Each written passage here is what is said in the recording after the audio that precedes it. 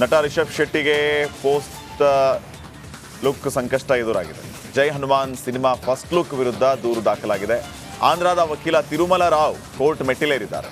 ಮಾನವ ಮುಖಕ್ಕೆ ಆಂಜನೇಯನ ದೇಹ ಹಾಕಿದ್ದು ಅಪಮಾನ. ಇದು ಹನುಮಂತನಿಗೆ ಮಾಡಿದ ಅಪಮಾನ. ಮುಂದಿನ ಪೀಳಿಗೆಗೆ ಇದು ಪಾಠ ಆಗಬೇಕು ಅಂತ ಹೇಳಿದರು. ಆಂಜನೇಯನ ಅಸಲಿ ಮುಖ ತೋರಿಸಿ ಅಂತ ಆಂಧ್ರದ ಮಮಿಡಾಲ್ ತಿರುಮಲ ರಾವ್ ಮೈತ್ರಿ ಮೂವಿ ಮೇಕರ್ಸ್ ವಿರುದ್ಧ ದೂರನ್ನ ನೀಡಿದ್ದಾರೆ. ಕೊಲೆ ಆರೋಪಿ ದರ್ಶನ್ಗೆ ಮತ್ತೊಂದು ಸಂಕಷ್ಟ ಎದುರಾಗಿದೆ. ಆರೋಪಿ ದರ್ಶನ್ಗೆ ನೀಡಿರುವ ಸವಲತ್ತು ವಾಪಸ್ ಪಡೆಯೋದಕ್ಕೆ ನಿರ್ಧರಿಸಲಾಗಿದೆ. ದರ್ಶನ್ನ ಗನ್ ಲೈಸೆನ್ಸ್ ಹಿಂಪಡೆಯೋದಕ್ಕೆ ಬೆಂಗಳೂರು ಪೊಲೀಸರು ನಿರ್ಧಾರ ಮಾಡಿದ್ದಾರೆ. ಈ ಸಂಬಂಧ ಈಗಾಗಲೇ ಪೊಲೀಸರು 7 ದಿನದ ಒಳಗೆ ಉತ್ತರಿಸುವಂತೆ ದರ್ಶನ್ಗೆ ನೋಟಿಸ್ ಅನ್ನು ನೀಡಿದ್ದಾರೆ. ವಿಜಯನಗರ ಡಿಸಿಗೆ ಸಿಎಂ ಸಿದ್ದರಾಮಯ್ಯ ತರಾಟೆಗೆ ತೆಗೆದುಕೊಂಡಿದ್ದಾರೆ. ವೇದಿಕೆ ಮೇಲೆ ಕುಳಿತಿದ್ದ ಡಿಸಿ ಮೇಲೆ ಸಿಎಂ ಸಿಟ್ಟಾಗಿದ್ದಾರೆ.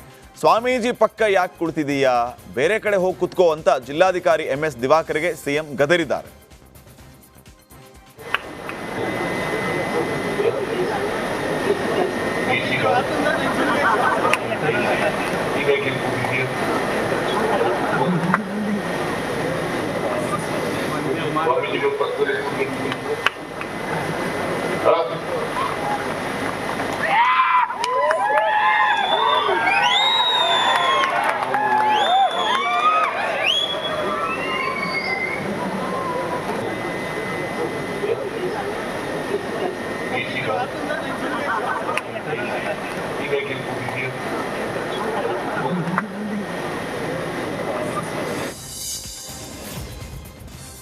ಜಾತಿ ಜನಗಣತಿ ವಿಚಾರ ಸಿಎಂಗೆ ಬಿಸಿ ತುಪ್ಪವಾಗಿ ಪರಿಣಮಿಸಿದೆ. ಜಾತಿ ಗಣತಿ ಮಂಡಿಸಿದ್ರೆ ಉಗ್ರ ಹೋರಾಟ ಮಾಡುವುದಾಗಿ ಒಕ್ಕಲಿಗರ ಸಂಘದ ಅಧ್ಯಕ್ಷ ಕೆಂಚಪ್ಪಗೌಡ ಎಚ್ಚರಿಕೆಯನ್ನು ನೀಡಿದ್ದಾರೆ. ರಿಪಬ್ಲಿಕ್ ಕನ್ನಡದೊಂದಿಗೆ ಮಾತನಾಡಿದ ಅವರು, ಲಿಂಗಾಯತರು ಒಕ್ಕಲಿಗರು ಒಂದಾಗಿ ಹೋರಾಡ್ತೇವೆ, ನಾವು ಸರ್ಕಾರ ಉಳಿಸೋ ತಾಕತ್ತು ಹೊಂದಿದ್ದೇವೆ, ಅದಕ್ಕೆ ಈ ಹಿಂದೆ ಅನೇಕ ಉದಾಹರಣೆ ಇದೆ ಎಂದರು. ಗೃಹ ಸಚಿವ ಡಾಕ್ಟರ್ ಜಿ ಪರಮೇಶ್ವರ್ಗೆ ಹೊರಟ್ಟಿ ಪತ್ರದ ವಿಚಾರಕ್ಕೆ ಸಚಿವ ಪರಮೇಶ್ವರ್ ಪ್ರತಿಕ್ರಿಯೆ ನೀಡಿದ್ದಾರೆ. ಬೆಂಗಳೂರಿನಲ್ಲಿ ಮಾತನಾಡಿದ ಅವರು, ಮಾಧ್ಯಮಗಳಲ್ಲಿ ನೋಡಿದೆ, ಹೊರಟ್ಟಿ ಪತ್ರ ತಲುಪಿಲ್ಲ. ನನ್ನ ಕಚೇರಿಗೆ ಪತ್ರ ತಲುಪಿದೆಯಾ ಅನ್ನೋದನ್ನ ನೋಡ್ತೀನಿ, ಸಭಾಪತಿ ಪತ್ರದಲ್ಲಿ ಏನಿದೆ ಅನ್ನೋದನ್ನ ನೋಡ್ತೀನಿ, ಕಾನೂನು ಸಲಹೆಗಾರರ ಸಲಹೆ ಪಡೆದು ಮುಂದಿನ ನಿರ್ಧಾರವನ್ನು ಕೈಗೊಳ್ತೀನಿ ಅಂತ ತಿಳಿಸಿದರು. ಮೊದಲನೇದಾಗಿ ಅವರ ಪತ್ರ ಏನು ಬರೆದಿದ್ದಾರೆ ಆ ಪತ್ರದಲ್ಲಿ ಅಂತ ಹೇಳಿ ನಾನು ನೋಡ್ತೇನೆ. ಅದಾದಮೇಲೆ ನಮ್ಮ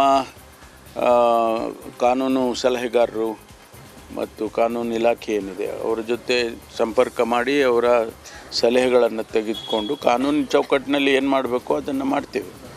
ಕಾನೂನು ಯಾರಿಗೂ ಹೊರತಾಗಿರೋದಿಲ್ಲ. ಬಸವರಾಜ ಹೊರಟ್ಟಿ ಅವರು ಕೂಡ ಏನು ಅಧ್ಯಕ್ಷರಿದ್ದಾರೆ, ಅವರು ಆ ಚೌಕಟ್ಟಿನಲ್ಲೇ ತೀರ್ಮಾನಗಳನ್ನು ಮಾಡ್ತಾರೆ. ನಾವು ಕೂಡ ನಮ್ಮ ಆ್ಯಕ್ಷನ್ಸ್ ಏನಿರುತ್ತೆ ಅವು ಕಾನೂನು ಚೌಕಟ್ಟಲ್ಲೇ ಮಾಡಬೇಕಾಗುತ್ತೆ. ಈ ರೀತಿಯಲ್ಲಿ ಆ ಸಂದರ್ಭದಲ್ಲಿ ಏನು ತೀರ್ಮಾನಗಳಾಗಿದ್ದಾವೆ, ಒಂದು ಕಡೆ ಕಂಪ್ಲೇಂಟನ್ನು ಶ್ರೀಮತಿ ಲಕ್ಷ್ಮೀ ಹೆಬ್ಬಾಳ್ಕರ್ ಕೊಟ್ಟದ್ದು, ಅದರ ಹಿನ್ನೆಲೆಯಲ್ಲಿ ಪೊಲೀಸ್ ಇಲಾಖೆಯವರು ಆ್ಯಕ್ಟ್ ಮಾಡಿರ್ತಕ್ಕಂಥದ್ದು.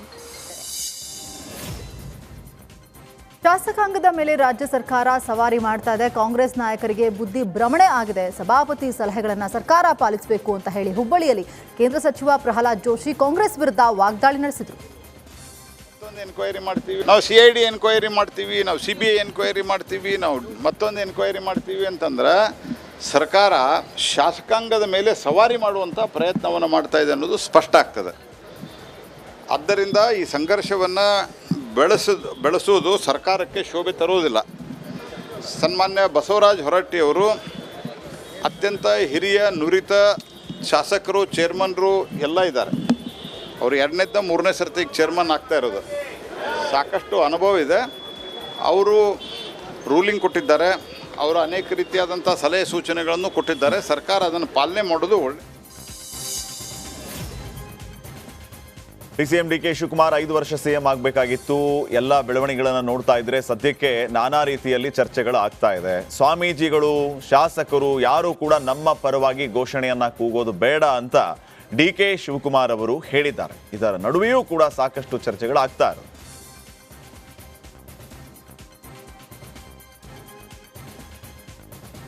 CM ವಿಷಯ ಚರ್ಚೆನೂ ಅಲ್ಲ. ಈಗ ಸಿದ್ದರಾಮಯ್ಯ ಸಾಹೇಬರು ಅಲ್ಲಿ CM ಇದ್ದಾರೆ.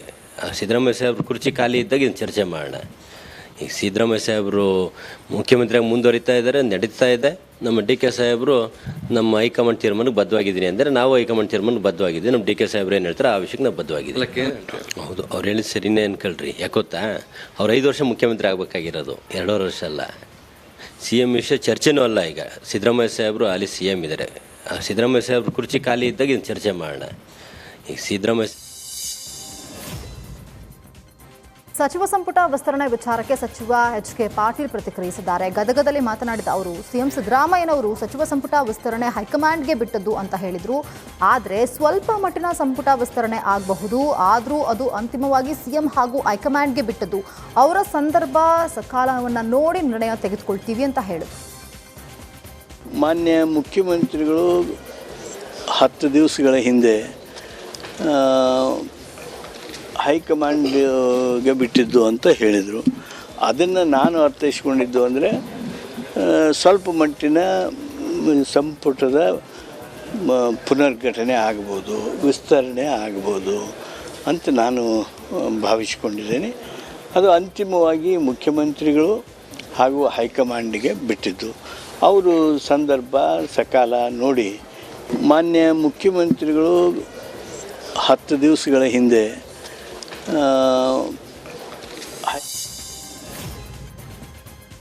ಗ್ಯಾರಂಟಿಯಿಂದ ಅಭಿವೃದ್ಧಿಗೆ ಹಿನ್ನಡೆಯಾಗಿದೆ, ಅಭಿವೃದ್ಧಿಗೆ ಅನುದಾನ ಸಿಗ್ತಾ ಇಲ್ಲ ಅನ್ನೋದು ಬಹುತೇಕ ಶಾಸಕರ ಅಳಲಾಗಿದೆ.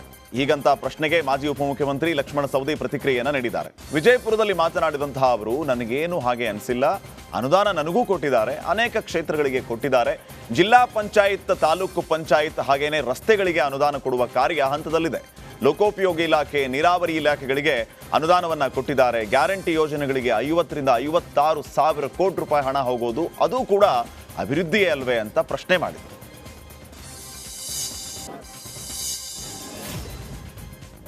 ನಕ್ಸಲರ ಶರಣಾಗತಿಯಲ್ಲಿ ಸಿಎಂ ಕ್ರೆಡಿಟ್ ವಿಚಾರಕ್ಕೆ ಸಚಿವ HK ಪಾಟೀಲ್ ಪ್ರತಿಕ್ರಿಯೆಯನ್ನು ನೀಡಿದ್ದಾರೆ. ಗದಗದಲ್ಲಿ ಮಾತನಾಡಿದ ಅವರು, ಯಾರೇ ಶರಣಾಗತಿ ಮಾಡಿಕೊಂಡ್ರೂ ಸಿಎಂಗೆ ಕ್ರೆಡಿಟ್ ಹೋಗುತ್ತೆ, ಸಿದ್ದರಾಮಯ್ಯನವರ ನಾಯಕತ್ವ ಇದೆ ಅಂತ ಶರಣಾಗತಿಯಾಗಿದ್ದೇವೆ ಅಂತ ನಕ್ಸಲರು ತಿಳಿಸಿದ್ದಾರೆ. ಸಿದ್ದರಾಮಯ್ಯನವರನ್ನ ಅಭಿನಂದನೆ ಮಾಡೋ ಬದಲು ಕೀಳು ರಾಜಕಾರಣ ಮಾಡ್ತಿರೋದು ಸರಿಯಲ್ಲ. ನಕ್ಸಲರ ಆಯುಧಗಳು ವಶಕ್ಕೆ ತೆಗೆದುಕೊಳ್ಳಲಾಗಿದೆ ಅಂತ ಜನಸಾಮಾನ್ಯರು ಸಹ ಮಾತನಾಡಿಕೊಳ್ತಾ ಇದ್ದಾರೆ. ಹಾಗಾದ್ರೆ ನಕ್ಸಲರ ಆಯುಧಗಳನ್ನ ಹುಡುಕಿದವರು ಯಾರು ಅಂತ HK ಪಾಟೀಲ್ ಹಾಸ್ಯ ಚಟಾಕಿಯನ್ನ ಸಿಡಿಸಿದರು.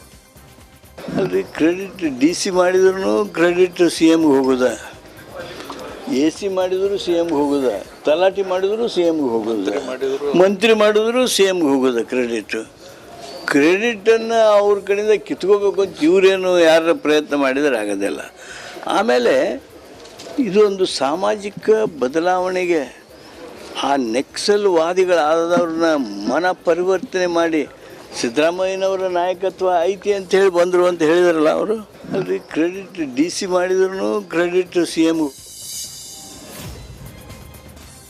ಇನ್ನು ಗದಗ್ನಲ್ಲಿ ಅಪ್ರಾಪ್ತನಿಗೆ ಆಟೋ ಕೊಟ್ಟಿದ್ದಕ್ಕೆ ಮಾಲೀಕನಿಗೆ 25,000 ರೂಪಾಯಿ ದಂಡವನ್ನ ವಿಧಿಸಲಾಗಿದೆ.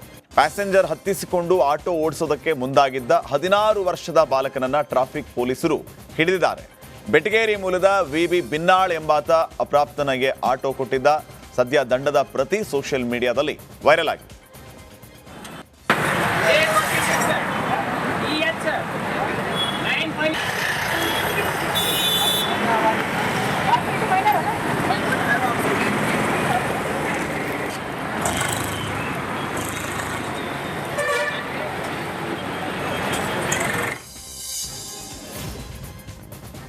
ಬೆಂಗಳೂರಿನ ಚಾಮರಾಜಪೇಟೆಯಲ್ಲಿ ಅಮಾನವೀಯ ಘಟನೆ ಖಂಡಿಸಿ ಮಂಡ್ಯ ಜಿಲ್ಲೆಯ ಕೆರಗೋಡು ಗ್ರಾಮದಲ್ಲಿ ಪ್ರತಿಭಟನೆ ನಡೆಸಲಾಯಿತು. ಹಿಂದೂ ಸಂಘಟನೆ ಕಾರ್ಯಕರ್ತರು, ಗ್ರಾಮಸ್ಥರು ಗೋವಿನೊಂದಿಗೆ ಬಂದು ದುಷ್ಕರ್ಮಿಗಳ ವಿರುದ್ಧ ಘೋಷಣೆಯನ್ನು ಕೂಗಿ ಆಕ್ರೋಶವನ್ನು ವ್ಯಕ್ತಪಡಿಸಿದರು.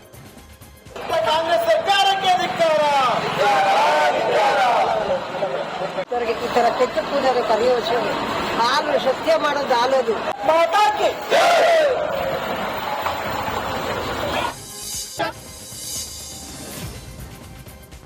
ಸಚಿವ ಜಮೀರ್ ಅಹಮದ್ಗೆ ಅವಾಚ್ಯ ಶಬ್ದಗಳಿಂದ ನಿಂದನೆ ಮಾಡಿರುವ ವಿಡಿಯೋ ವೈರಲ್ ಆಗಿದೆ. ವಿಜಯನಗರ ಕಾಂಗ್ರೆಸ್ ಜಿಲ್ಲಾಧ್ಯಕ್ಷ ಸಿರಾಜ್ ಶೇಖ್ ಬೈದಿರೋ ವಿಡಿಯೋ ಇದಾಗಿದೆ.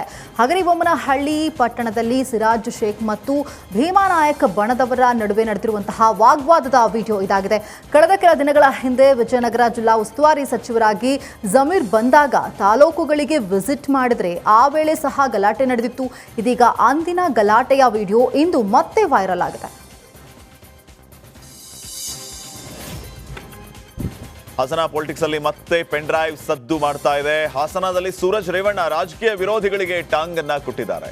ನಾನು ನಿನ್ನೆ ಮೊನ್ನೆ ಪೆನ್ ಡ್ರೈವ್ ಹಂಚಿ MLC ಆಗಿಲ್ಲ. ಹಾಸನದಲ್ಲಿ ಇರೋದು ಎರಡೇ ಎರಡು ಪಕ್ಷ, ಒಂದು ದೇವೇಗೌಡರ ಪರ, ಇನ್ನೊಂದು ದೇವೇಗೌಡರ ವಿರುದ್ಧ ಅಂತ ಟಾಂಗ್ ಕೊಟ್ಟಿದ್ದಾರೆ. ರಸ್ತೆ ಆಗ್ಬೇಕಾ, ದೇವಸ್ಥಾನ ಆಗ್ಬೇಕಾ, ನಿಮ್ಮಿಂದ ಆಗ್ಬೇಕಂತ ಕೇಳಿ ನೀವು ಸ್ಪಂದಿಸಿ. ನಿಮ್ದು ಯಾರೇ ಪೊಲೀಸ್ ಸ್ಟೇಷನ್ ಕೇಸ್ ಆಗಲಿ, ಹಾಸ್ಪಿಟ್ಲ್ ಕೇಸ್ ಆಗಲಿ, ನನ್ನ ಕೈಲಾಗಿ ಸ್ಪಂದಿಸಿದ್ದೀನಿ. ನಾನು ನಿನ್ನೆ ಮೊನ್ನೆ ಪೆನ್ ಡ್ರೈವ್ ಹಂಚಿ MLC ಆಗಿಲ್ಲ ಅಂತ ನಮ್ಮ ತಾತ ಅವ್ರು ಹೇಳ್ತಾ ಇದ್ದಾರೆ. ಕೆಪಿಸಿಸಿ ಹುದ್ದೆ ಆಕಾಂಕ್ಷಿ ವಿಚಾರಕ್ಕೆ ಸಹಕಾರಿ ಸಚಿವ KN ರಾಜಣ್ಣ ಪ್ರತಿಕ್ರಿಯೆಯನ್ನು ನೀಡಿದ್ದಾರೆ. ಉಡುಪಿಯಲ್ಲಿ ಮಾತನಾಡಿದ ಅವರು, ನಾನು ಕೆಪಿಸಿಸಿ ಅಧ್ಯಕ್ಷ ಹುದ್ದೆ ಬೇಕು ಅಂತ ಕೇಳಿಲ್ಲ, ಅವರು ಕೊಟ್ಟರೆ ತಗೊಳ್ತೇನೆ ಅಂತ ಹೇಳಿದ್ದೇನೆ. ನನಗೆ ಅಧ್ಯಕ್ಷಗಿರಿ ಕೊಡ್ತೇನೆ ಅಂದರೆ ಆಗಲೂ ಸಿದ್ಧ ಅಂತ ಹೇಳಿದರು. ನಾನು ಬೇಕಂತ ಕೇಳಿಲ್ಲ, ಅವ್ರು ಕೊಡ್ತೀವಿ ಅಂದರೆ ತಗೋತೀನಿ ಅಂತ ಹೇಳಿರೋದು ನಾನು ಅಷ್ಟೇ. ಅವರು ಅಧ್ಯಕ್ಷಗಿರಿ ಕೊಡ್ತೀನಿ ಅಂದರೆ ನಾನು ಆಗ್ಲಿಕ್ಕೆ ಸಿದ್ಧ ಇದ್ದೀನಿ, ಮಂತ್ರಿ ಕೆಲಸ ಬಿಡ್ಲಿಕ್ಕೆ ಸಿದ್ಧ ಇದ್ದೀನಿ ಅಂತ ಹೇಳಿದ್ದೀನಿ ಹೊರತು ನನ್ನ ಅಧ್ಯಕ್ಷ ಮಾಡಿ ಅಂತ ನಾನು ಎಲ್ಲೂ ಅರ್ಜಿ ಹಾಕ್ಕೊಂಡು ಎಲ್ಲೂ ಕೇಳೋವಂಥ ಪ್ರಮೇಯ ಏನಿಲ್ಲ, ನಾನು ಮಾಡೋದು ಇಲ್ಲ ಅದನ್ನು. RSS ಸ್ಥಾಪನೆಯಾಗಿ 100 ವರ್ಷದ ಹಿನ್ನೆಲೆ ರಾಷ್ಟ್ರೀಯ ಹೆದ್ದಾರಿಯಲ್ಲಿ ಪಥ ಸಂಚಲನ ವಿಶೇಷ ಕಾರ್ಯಕ್ರಮವನ್ನು ನಡೆಸಲಾಯಿತು. ಉಡುಪಿಯ ಸಾಲಿಗ್ರಾಮದಲ್ಲಿ ಸುಮಾರು 320 RSS ಕಾರ್ಯಕರ್ತರು ಪಥ ಸಂಚಲನವನ್ನು ನಡೆಸಿದರು. ಹಿರಿಯ ಕಿರಿಯ ಗಣವೇಶಧಾರಿಗಳನ್ನ ಪುಷ್ಪವೃಷ್ಟಿಯ ಮೂಲಕ ಸಾರ್ವಜನಿಕರು ಬರಮಾಡಿಕೊಂಡರು. ಕೊಡವ ಕೌಟುಂಬಿಕ ಹಾಕಿ ಉತ್ಸವಕ್ಕೆ ಈ ಬಾರಿ ಬೆಳ್ಳಿ ಹಬ್ಬದ ಸಂಭ್ರಮ. 25ನೇ ವರ್ಷದ ಹಾಕಿ ಪಂದ್ಯಾವಳಿಯ ಲೋಗೋ ಬಿಡುಗಡೆ ಮಾಡಲಾಯಿತು. ಮುಂದಣ್ಣ ಕೊಡವ ಕುಟುಂಬದಿಂದ ಈ ಬಾರಿ ಹಾಕಿ ಪಂದ್ಯಾವಳಿ ಆಯೋಜನೆ ಮಾಡಲಾಗಿದ್ದು ಲೋಗೋ ಬಿಡುಗಡೆಯನ್ನು ಮಾಡಲಾಯಿತು. ಇನ್ನು ಈ ಕಾರ್ಯಕ್ರಮದಲ್ಲಿ ಸಂಸದ ಯದುವೀರ್, ಶಾಸಕ AS ಪೊನ್ನಣ್ಣ ಮತ್ತರ್ಗೌಡ ಭಾಗಿಯಾಗಿದ್ದರು.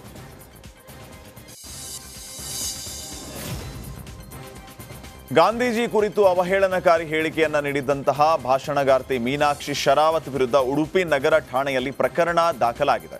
ಉಡುಪಿಯ ಪೂರ್ಣ ಪ್ರಜ್ಞಾ ಕಾಲೇಜಿನಲ್ಲಿ ನಡೆದಿದ್ದಂತಹ ವಿಶ್ವಾರ್ಪಣಂ ಸಮಾರಂಭದಲ್ಲಿ ಬಾಂಗ್ಲಾ ಪಾಠ ಅನ್ನುವಂತಹ ವಿಷಯದ ಕುರಿತು ಮಾತನಾಡೋದಕ್ಕೆ ಮೀನಾಕ್ಷಿ ಅವರು ಬಂದಿರ್ತಾರೆ. ಈ ಸಂದರ್ಭದಲ್ಲಿ ನಾವು ಮಹಾತ್ಮ ಗಾಂಧಿಯನ್ನ ರಾಷ್ಟ್ರಪಿತ ಅಂತ ಒಪ್ಪೋದಿಲ್ಲ, 20% ಜನರಿಗೋಸ್ಕರ ಒಂದೇ ಮಾತರಂ ನಿಲ್ಲಿಸಿದ್ದಾರೆ, ಅಹಿಂಸಾ ಪರಮೋ ಧರ್ಮ ಅಂತ ಹೇಳ್ತಾ ಹಿಂದೂಗಳನ್ನ ನಪುಂಸಕರಾಗಿಸಿದ್ದಾರೆ, ಅಹಿಂಸೆಯಲ್ಲಿ ಕೈ ಜೋಡಿಸಿ ಅಂತ ಹೇಳಿ 20 ಲಕ್ಷ ಹಿಂದೂಗಳನ್ನ ಹತ್ಯೆ ಮಾಡಿದ್ದಾರೆ. ಹಾಗಾಗಿ ನಾವು ಮಹಾತ್ಮ ಗಾಂಧೀಜಿಯನ್ನ ರಾಷ್ಟ್ರಪಿತ ಅಂತ ಒಪ್ಪೋದಿಲ್ಲ ಅನ್ನೋ ಹೇಳಿಕೆಯನ್ನ ನೀಡಿದ್ರು. ಹೀಗಾಗಿ ಮೀನಾಕ್ಷಿ ವಿರುದ್ಧ FIR ದಾಖಲಾಗಿದೆ. ಕೊಡಗಿನ ಯಡವನಾಡು ಗ್ರಾಮದಲ್ಲಿ ಕಾಡಾನೆಗಳ ದಾಂಧಲೆ ಹೆಚ್ಚಾಗಿದೆ. ಸೋಮವಾರಪೇಟೆ ತಾಲೂಕಿನ ಯಡವನಾಡು ಗ್ರಾಮಕ್ಕೆ ಕಾಡಾನೆಗಳ ಹಿಂಡು ಲಗ್ಗೆ ಇಡ್ತಾ ಇದ್ದು ತೆಂಗು ಅಡಿಕೆ ಬೆಳೆಗಳು ನಾಶವಾಗಿವೆ. ಆನೆ ಕಾಟಕ್ಕೆ ರೈತರು ಹೈರಾಣಾಗಿದ್ದಾರೆ. ವಿದ್ಯುತ್ ಶಾರ್ಟ್ ಸರ್ಕ್ಯೂಟ್ನಿಂದ ಮನೆಗೆ ಬೆಂಕಿ ಹತ್ತಿ ಮನೆಯಲ್ಲಿದ್ದ ಲಕ್ಷಾಂತರ ರೂಪಾಯಿ ಸಾಮಗ್ರಿ ಬೆಂಕಿಗೆ ಆಹುತಿಯಾಗಿರುವಂತಹ ಘಟನೆ ಉತ್ತರ ಕನ್ನಡ ಜಿಲ್ಲೆಯ ಕುಮಟಾ ತಾಲೂಕಿನ ಬರ್ಗಿಯಲ್ಲಿ ನಡೆದಿದೆ. ತಾರಾ ಗಣಪತಿ ನಾಯಕ ಅವರಿಗೆ ಸೇರಿದಂತಹ ಮನೆಯಲ್ಲಿ ಬೆಂಕಿ ಕಾಣಿಸಿಕೊಂಡಿದ್ದು ಸ್ಥಳಕ್ಕೆ ಅಗ್ನಿಶಾಮಕ ದಳ ಸಿಬ್ಬಂದಿ ಆಗಮಿಸಿ ಬೆಂಕಿಯನ್ನು ನಂದಿಸಿದ್ದಾರೆ. ಭೋಪಾಲ್ನಲ್ಲಿ ಸ್ವಾಮಿ ವಿವೇಕಾನಂದರ 163ನೇ ಜನ್ಮ ವಾರ್ಷಿಕೋತ್ಸವ ನಡೆದಿದೆ. ಕಾರ್ಯಕ್ರಮದಲ್ಲಿ ಮಧ್ಯಪ್ರದೇಶ CM ಮೋಹನ್ ಯಾದವ್ ಭಾಗವಹಿಸಿದರು. ವಿಶ್ವದ ಅತಿದೊಡ್ಡ 3D ರಂಗೋಲಿ ತಯಾರಿಕೆಯಲ್ಲೂ ಭಾಗಿಯಾಗಿದ್ದರು. और इसी सोच के साथ माननीय मुख्यमंत्री जी इस रंगोली में रंग भर रहे हैं, हम सभी के सपनों में रंग भर रहे हैं. ऊंची लंबी उड़ान भरने के लिए हम सभी को प्रेरित कर रहे हैं. हम आगे मुख्यमंत्री पद की कमान संभालने के साथ ही एक ಠಾಣೆಯಲ್ಲಿ 2025ರ ಆಟೋ ಫೆಸ್ಟ್ ನಡೆಸಿದೆ. ಇದರಲ್ಲಿ ಮಹಾರಾಷ್ಟ್ರದ ಉಪಮುಖ್ಯಮಂತ್ರಿ ಏಕನಾಥ್ ಶಿಂದೆ ಅವರು ಕೂಡ ಭಾಗವಹಿಸಿದ್ರು. ಬೈಕ್ ಮತ್ತು ಆಟೋದಲ್ಲಿ ಸವಾರಿಯನ್ನ ಮಾಡಿದರು.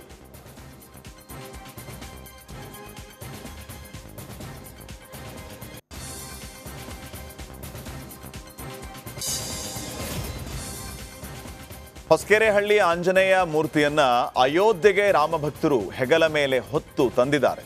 ಹೊಸಕೆರೆಹಳ್ಳಿಯ ರಾಮಭಕ್ತರು ತಂದಂತಹ ಹನುಮನಿಗೆ ಬಾಲರಾಮನ ದರ್ಶನವನ್ನ ಮಾಡಿಸಿದ್ದಾರೆ.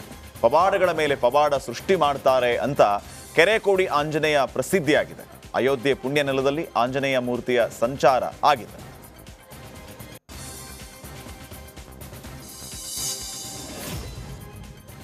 ಉತ್ತರ ಪ್ರದೇಶದ ಪ್ರಯಾಗ್ರಾಜ್ನಲ್ಲಿ ಮಹಾಕುಂಭ ಮೇಳದ ಸಂಭ್ರಮ ಕಳೆಗಟ್ಟಿದೆ. ತುಮಕೂರಿನ ಯಾತ್ರಿಕರೊಬ್ಬರು ಒಬ್ಬರೇ ಬಂದಿದ್ದಾರೆ.